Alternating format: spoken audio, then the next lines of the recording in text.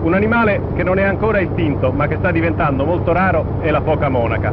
Proprio la foca è una delle tante sorprese che riserva la Sardegna, perché le foche vivono di solito nelle regioni nordiche, nelle regioni fredde, però un piccolo gruppo è rimasto in Mediterraneo. È un animale ovunque molto raro, perché è stato perseguitato per molto tempo, cacciato, un animale diffidente che si vede raramente. In Sardegna c'è, e qualche possibilità in più di vederla c'è proprio su questo tratto di costa, nel Golfo di Orosei. È un tratto di costa completamente deserto, lungo 50 km. Per arrivarci bisogna prendere l'orientale sarda e girare al bivio di Dorgali.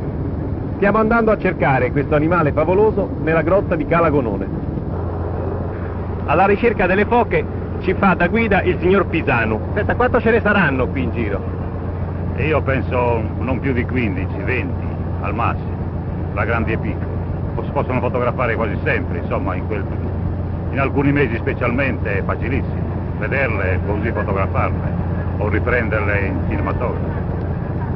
Un giorno abbiamo cercato di catturarle col mio amico Romano.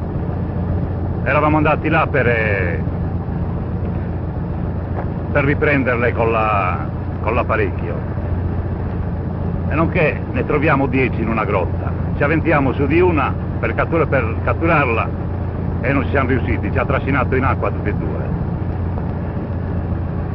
Lei fa anche il pescatore? Che consigli può dare a un turista che voglia vedere le foche?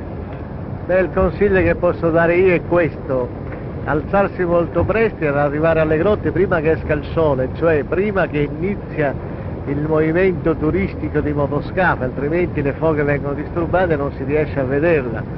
Se non è disturbata si può vedere quando entra o quando esce dalla grotta.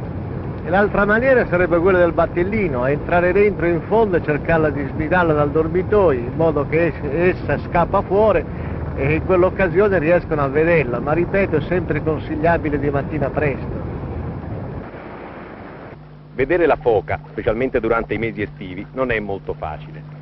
Ma anche se non avrete la fortuna di incontrare questo raro animale, potrete sempre godervi l'esplorazione della grotta di Cala Gonone, che si interna nella montagna per 4.600 metri attraverso stretti cunicoli e laghi sotterranei. Non tentate l'impresa da soli, la grotta è piena di diramazioni e perdersi è facilissimo. Fatevi sempre accompagnare, quindi, dalle guide e dai pescatori di Cala Gonone. Appena si sente il rumore si butta in acqua. Dove va la grotta adesso? A sinistra, a sinistra. Guardi quel gruppo di stalattiti.